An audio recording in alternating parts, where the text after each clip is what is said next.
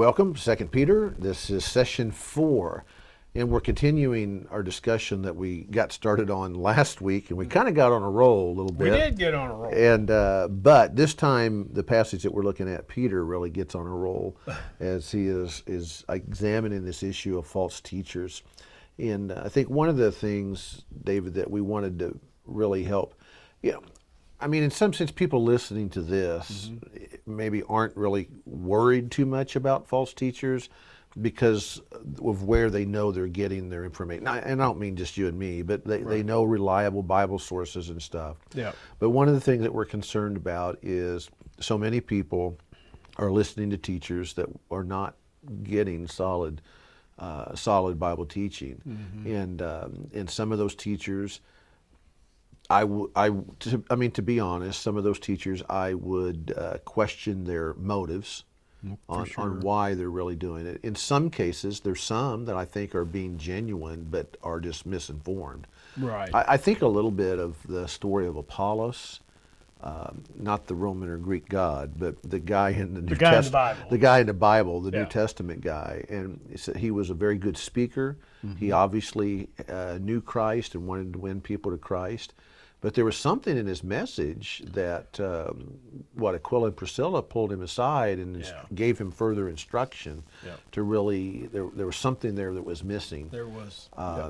And I have a feeling that as I preach, there's probably times that you want to pull me aside and say, Barry, we need to fill in some gaps. No, I'm always afraid of you doing that when I preach. Yeah, and but that's one. But one of the marks, I think, of a false teacher is they don't want to be corrected.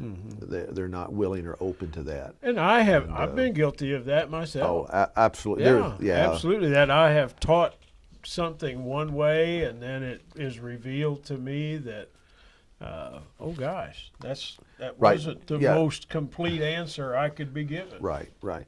And so I think, but part of that is, I think, creates in some people's mind, well, how do we know? But there are certain fundamental things that, yes, if we believe Scripture and follow Scripture, that Bible-believing people agree on. It's a lot of the non-essential, I guess sometimes people use that term, non-essential doctrines that sometimes not foundational. Right, that we struggle with or disagree with, and man, sometimes people really get uptight about some of those things. I'm like, why are we worried quite so much about that? Yeah. But anyway, so we're not going to go a long time here today, we think, but I want to go ahead, and we're looking at 2 Peter, and we're looking at chapter 2. We're going to start in verse 4, and I don't know that I'm going to read the whole thing, because one, we have a shade over the light, so it's actually dark where we're trying to read. That's so we don't glow too much. In the dark. Glow too much.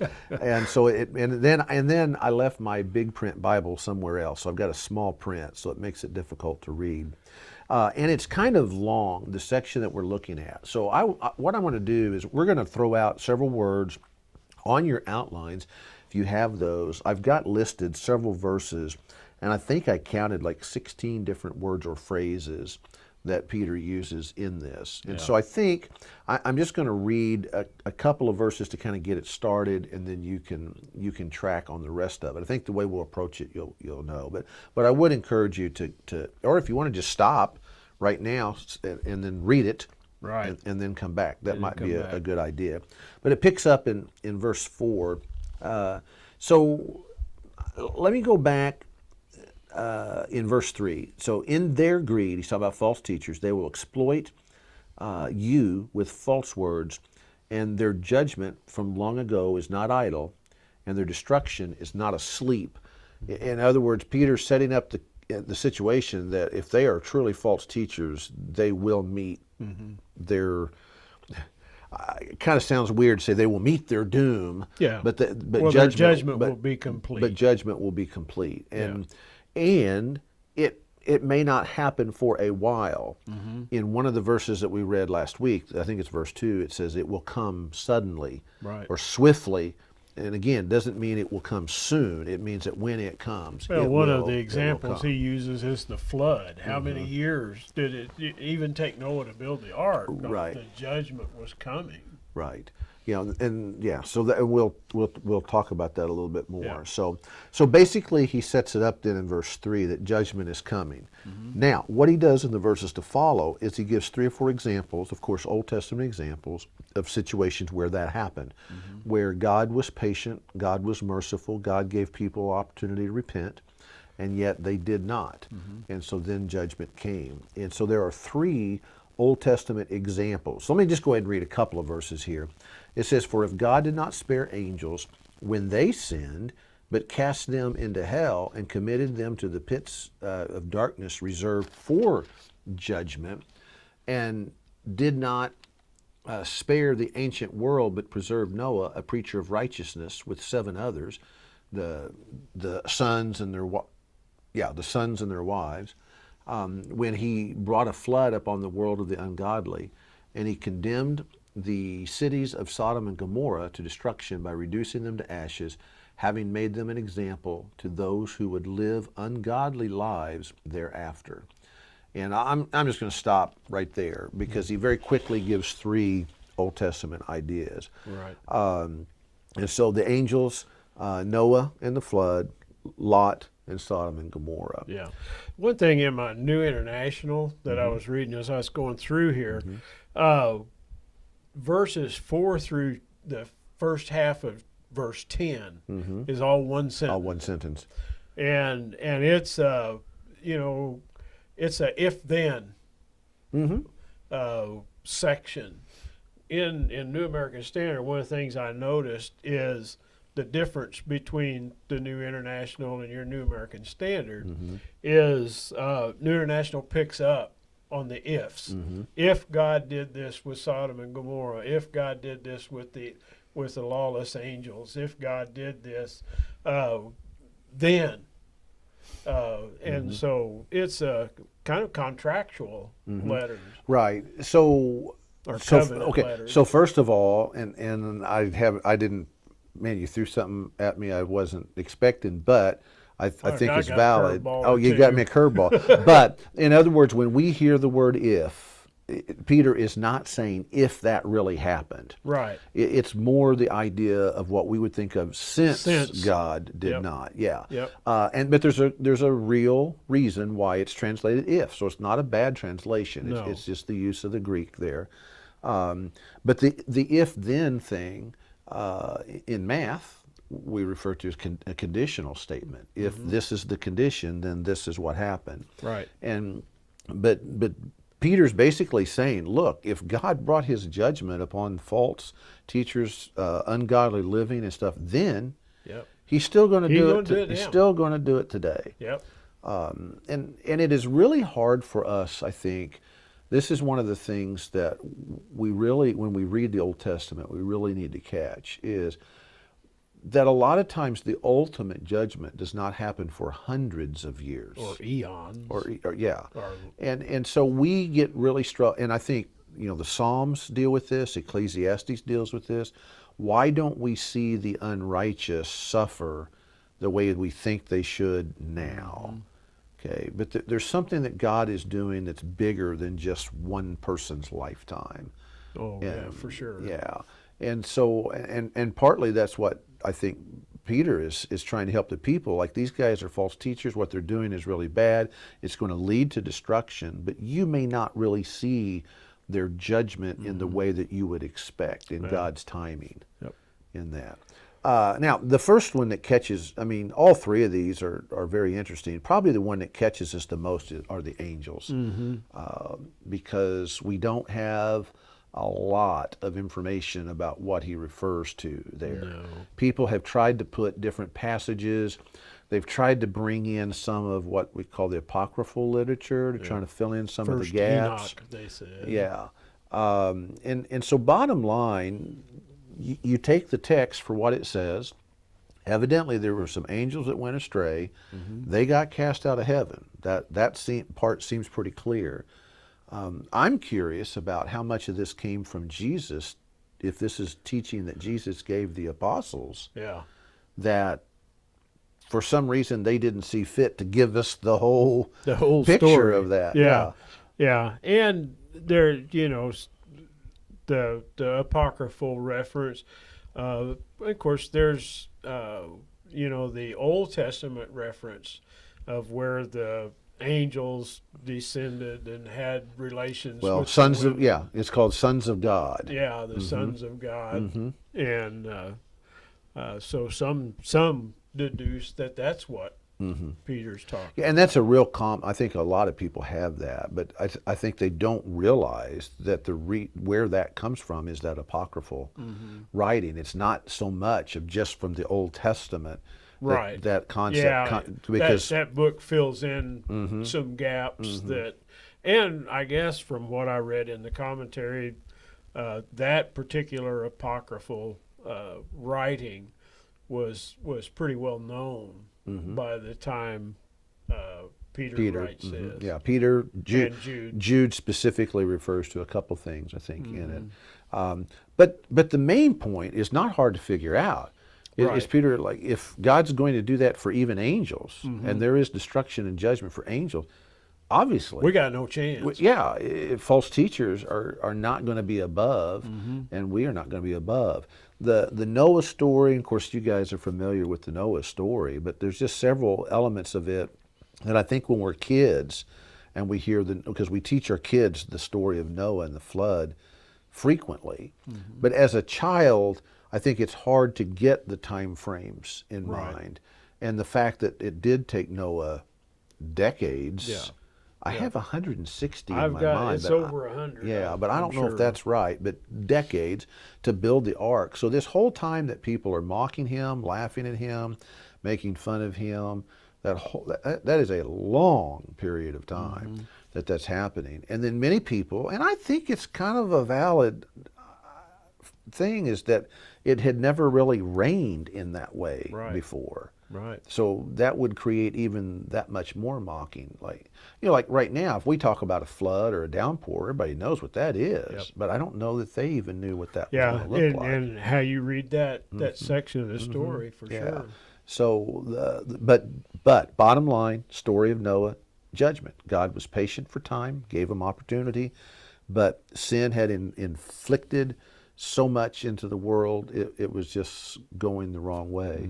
And I think it's extremely significant that after the flood, God limits the lifetime of people. Yeah. And then one of the things in that is, and I don't know if I've ever heard anybody talk about this, so I may be way off base. So here you go. You can correct my Okay. false teaching. Yeah, well, you could throw me the curveball. I'll this throw you time. the curveball.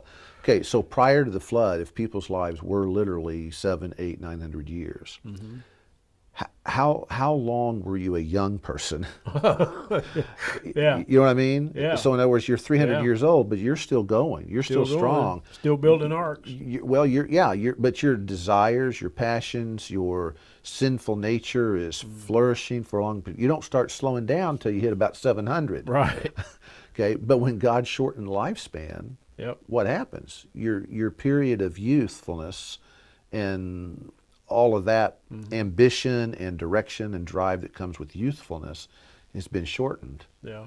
Well, you're right. I had not thought of that. So because in other words, it'd be like, can you imagine if people go through their teenage years for 300 years? Yeah. No, thank you. What would that be like? Yeah, no, thank you. And so is that part of why God shortened the lifespan to help bring, not that you can't sin when you're older. I don't. But the sense is it shortens the life cycle in such a way that sin can't get as predominant or as destructive. It just becomes multi-generational Yeah. now. So, and another way I've said that is, can you imagine if somebody like Hitler's lifespan was 700 years old? What happens so when an evil person is that out of control for that long, if it's not allowed to be checked, what happens if sin goes unchecked? And so I don't know. Somebody can think about that. They might shoot that down in a heartbeat. I don't know. I But don't know. we'll see. I think that's one of those things I'll be pondering about. Think about it a little bit. Yeah. Okay. And then Lot and Sodom and Gomorrah. Of course, Sodom and Gomorrah, very famous story. Two cities known for their wickedness, and the story of Lot. one of the things that's really interesting here, does he call Lot a righteous? Yeah. Yeah, I think so. He rescued righteous Lot, oppressed by the sensual conduct of the unprincipled men. That's verse 7 that I'm reading. So one of the questions I saw in a commentary was basically this question: was Lot really righteous? Right.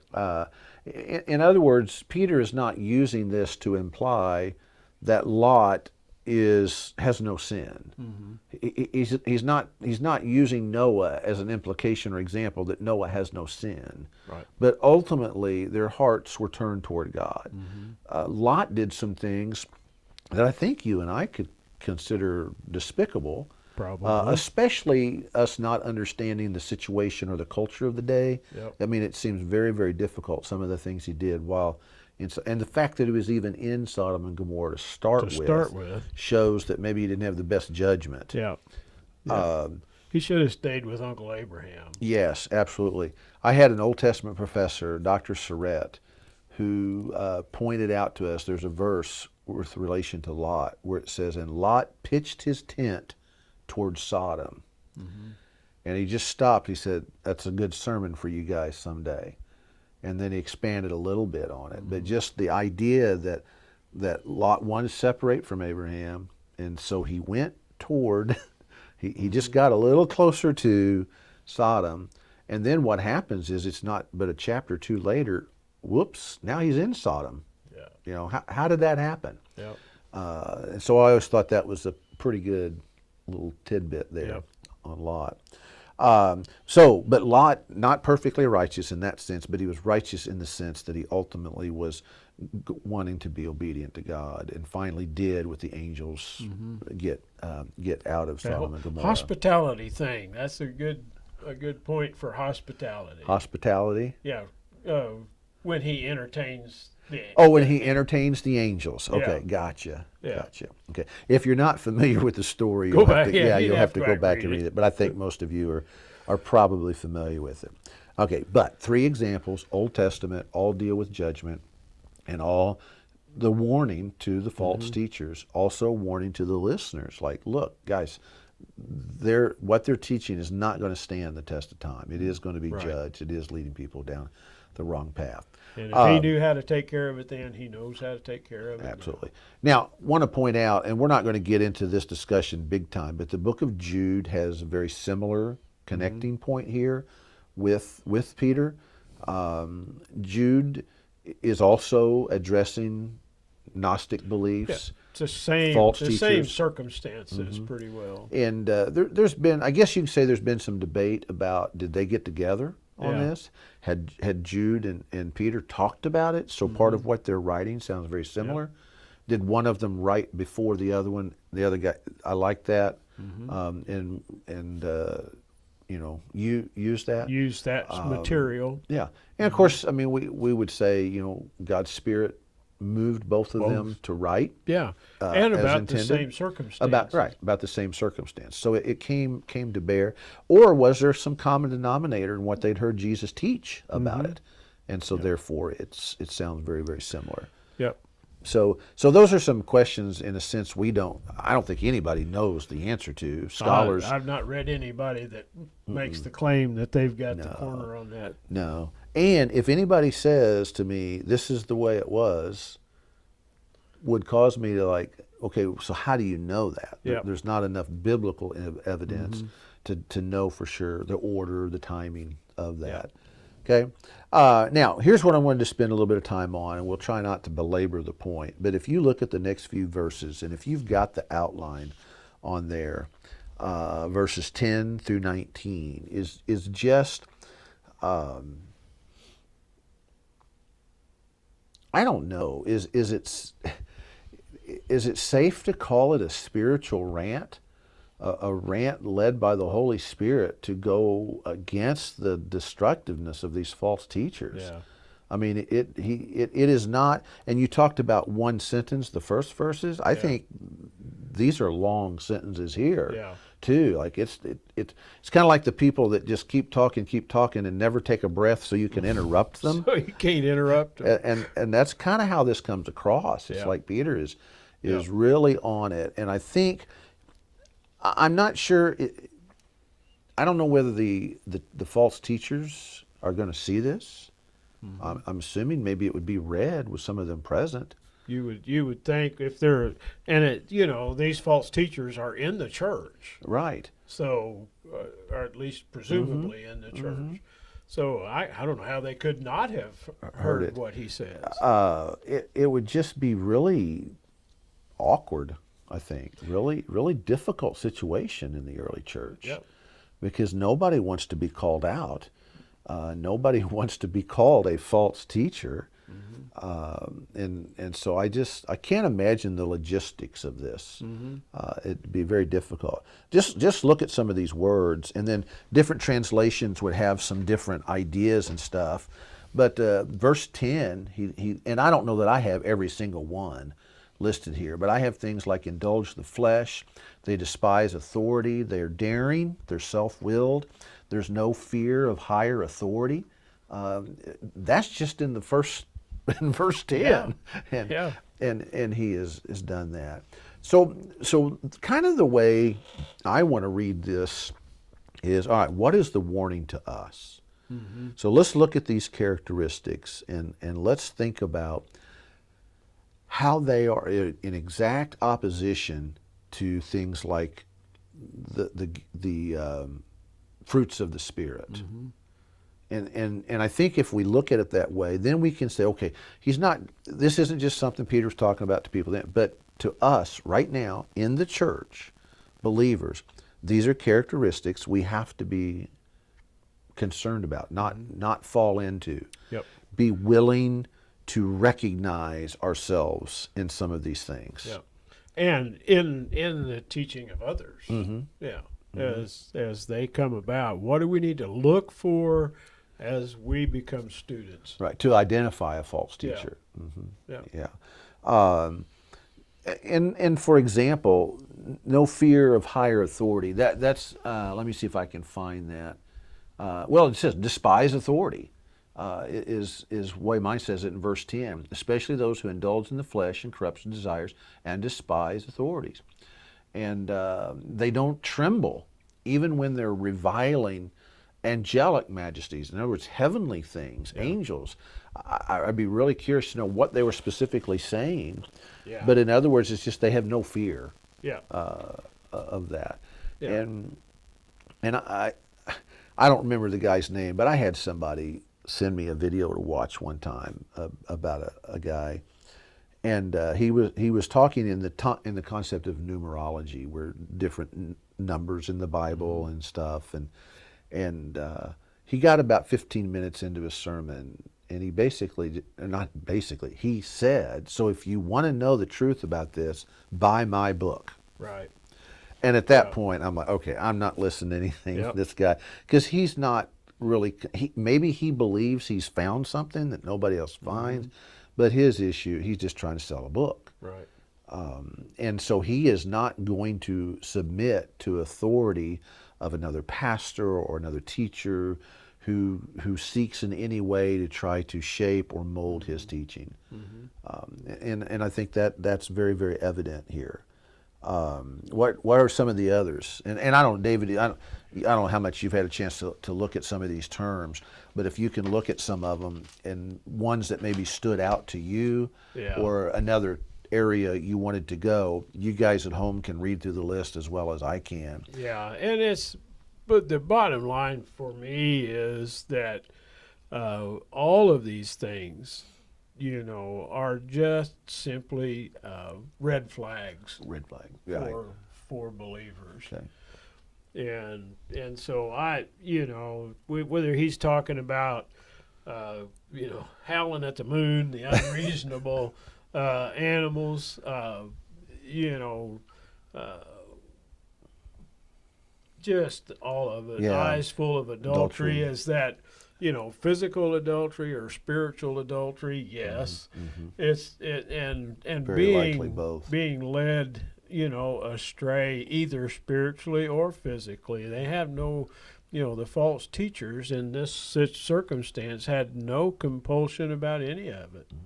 So two phrases that I do want to go ahead and point out. In verse 14, you mentioned the eyes full of adultery, but it's the next two. And I don't know if you can find in New International how it does this, but New American says enticing unstable souls, and then a heart trained in greed. Right. Is that pretty close? That's pretty close. You're in verse I'm in verse 14. 14. Yeah. Eyes full of adultery. They never stop sinning. They seduce the unstable. Okay, and are seduce. experts in greed. Okay, experts in greed. Yeah. So a couple of things that the reason that those stood out to me is, number one, how many people out there spiritually are just unstable. I think of James talks about the doubt that makes them unstable, blowing in the wind type of thing, and so that is part of the responsibility of the church, of pastors, of teachers, of individuals within the church, trying to help people who tend to struggle or sway a little bit more, to have them solid enough so that they can recognize and understand, no, that teaching's not right. Yeah. Don't let it entice you. Yep. What was the word instead of entice? Seduce. Seduce. Yeah. Yeah. Seducing unstable souls. Yeah. And then the other one, experts in greed. Yeah. Oh my goodness, that is really picturesque. I think that's part of what I like. I don't know if "like's" the right word, but what I appreciate about Peter's list is it's so picturesque. It really paints a clear picture of the wrong kind of attitudes Yep. Towards, and such yeah. that these teachers have. Yep.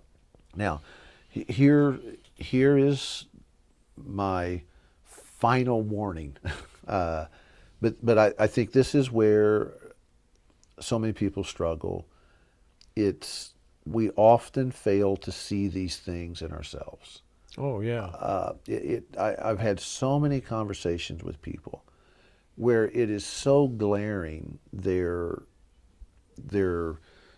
struggle, their attitude, or their idea, but they cannot see it in themselves. Their sin, and that's a difficult spot. And I think this is where believers, we have to remind ourselves: look at where we've come from. Look at why we need grace. Yeah. And so, to me, what are some of the conclusions? The conclusions are false teaching can be a real problem, but two, make sure we don't just think of it as that's people out there that have that problem, Yeah. and not recognize that our own selves, we have to fight this and work on it, and But it seeking creeps to in so easily. creeps in. Yeah, I think it was last week. One of them says they secretly introduce new ideas. So that's kind of the idea to me of Yeah. creeping in. You Creeping just don't in. realize it. And it happens very subtly, and and oftentimes it's entrenched before it's dealt with. Sometimes. And I think this is also a danger of getting all your information from one place. I know people that get pretty enamored with one single pastor. Oh yeah. And I don't know that that's all bad if it's a really good, solid preacher that they hear on TV. I mean, with the social media now, we have the opportunity to listen to so many Yeah. different types of sermons and styles, and so obviously there's going to be some we're going to be drawn And teachers. to, teachers, Bible Yeah. teachers. Yeah. But for the believer, always vigilant. Yeah. And always And pay attention. Paul addresses it. To me, this is kind of Paul addresses it this way, that, he talks a lot about the body in Corinthians and in Ephesians, and the significance of the body being a cohesive, unified unit, that you get a lot of that feedback from one another, and that we study these things within the context of the church, not the church building, but the church. Okay. Well, guys, there's a lot. We could break all these words down and talk through them, but I don't know that that's really the point or necessary here. But I did want to to spend a little bit of time with them, because it is a really strong passage of warning. And so take the opposites, take the fruits of the Spirit, say, what am I developing in my life? So, for example, false teachers are enticing unstable souls. What are you doing as a believer to help stabilize people's souls, to give them strength and to give them encouragement? So if you kind of take the opposite approach, maybe that's an indicator of these are the things we should be a part of. Or as I look for teachers, I look for the opposite of these things. Okay. All righty. Well, guys, we'll be back. Session 5 coming up. We'll do a couple more as we finish up 1 Peter or 2 Peter. And glad you're able to join us on this, and hopefully a little food for thought today. God bless.